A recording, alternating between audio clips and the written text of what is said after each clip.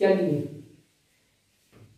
हम लोग जेनेरिक में लेक्चर 1 पहले दे चुके हैं, उसमें डिफिनेशन बहुत दिए हुए हैं। अब आइए जेनेरिक में ही है कि स्केलर फील्ड माने explain the gradient of a scalar field. Scalar field का ग्रेडियंट अगर मान लीजिए ये शॉर्ट क्वेश्चन में आ गया या लॉन्ग में कहीं पूछ दिया तो कैसे लिखेंगे? तो आंसर देखिए, scalar field can be mapped out by series of level surface. The gradient of scalar field S is a vector field in which the magnitude of a vector at any point is equal to the maximum rate of increase of S at that point, and direction of the vector is along normal to the level of at that point।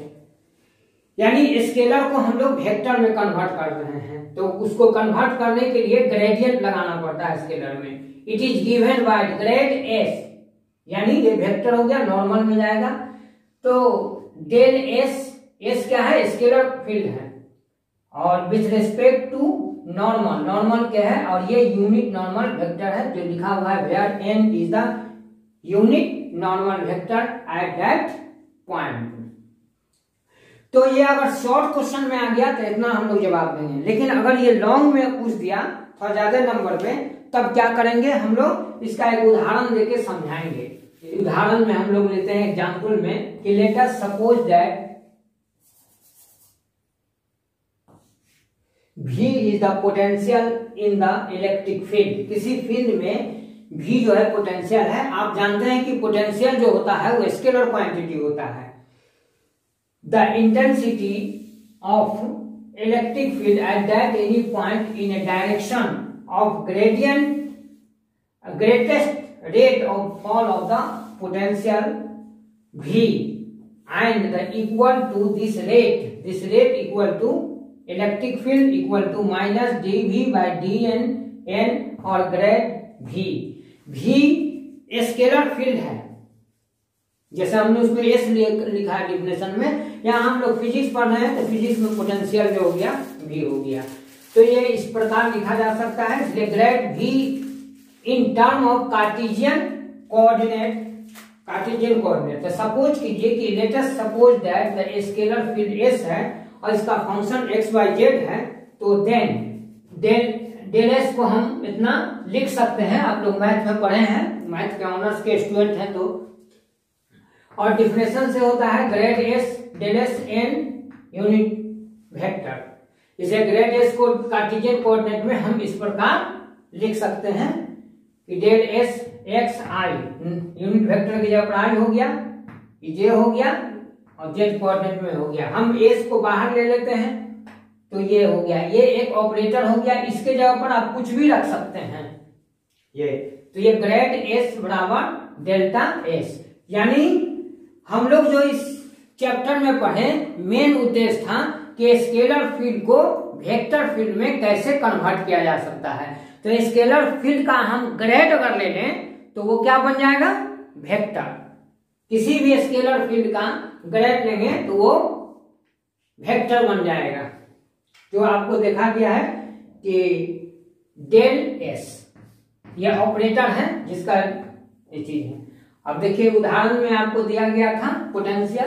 देखिए example में electric potential V आप जानते हो scalar quantity है, तो grade V, तो ये जो हो गया वेक्टर बन गया। तो ग्रेड V बराबर इस डेल ऑपरेटर का मान हम लोग यहाँ भर देते हैं। तो देखिए ये दिशा बता दिया है कि I J K की तरफ है। अब हम लोग चलिए अब हम लोग दूसरा क्वेश्चन पर विचार करें। Explain divergence of the vector field. इसका मीनिंग हुआ कि वेक्टर फील्ड वेक्टर क्वांटिटी है, इसको स्केलर में कन्वर्ट करें, यानी वेक्टर का हम डाइवर्जेंस ले लेंगे तो वो बन जाएगा स्केलर क्वांटिटी।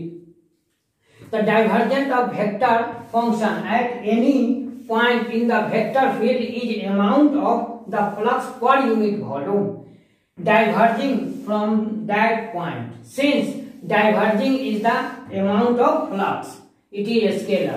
तो आप जानते हैं अच्छी तरह कि scalar electric flux, magnetic flux, जितने भी फ्लक्स होते हैं वो सब क्या होते हैं, स्केलर क्वांटिटी है। तो अगर हम वेक्टर क्वांटिटी का डाइवर्जेंट ले लें तो वो बन जाएगा स्केलर। तो डाइवर्जेंट से स्केलर, डाइवर्जेंट लगाकर हम लोग स्केलर बना सकते हैं। तो अगले में हम लोग ग्रेड लगाए थे किसमें, स्केलर में, तो वेक्टर बना था। अब हम लोग डाइवर्जेंट लगाएंगे तो वो स्केलर बन जाएगा, वेक्टर क्वांटिटी। तो देखिए आगे, सपोज कीजिए if v be the vector function of differential at each point x, y, z in a region space, then the divergence of v is defined by divergence v equal to del vx। vx का मतलब हुआ x की ओर, vy by dy dvz dy in term of operator delta।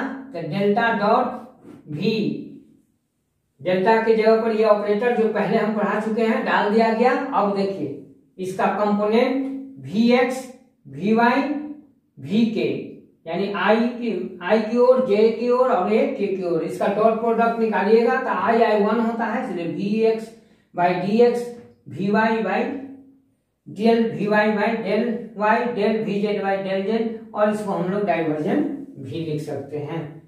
If v is the velocity of moving fluid, fluid का मतलब होगा तरल पदार्थ, diverging from at point per unit volume there at, किसी बिंदु पर डाइवर्ज करता है यानी per unit volume. If the divergence v is positive, अगर डाइवर्जन v पॉजिटिव हो तो at point then either fluid is expanding, यानी फ्लूइड जो है तरल पदार्थ फैलता है, तो जब फैलेगा तो उसकी डेंसिटी क्या होगी, घटेगी। Then either the fluid is contracting, माने सिकुड़ेगा, and its density rising at that point.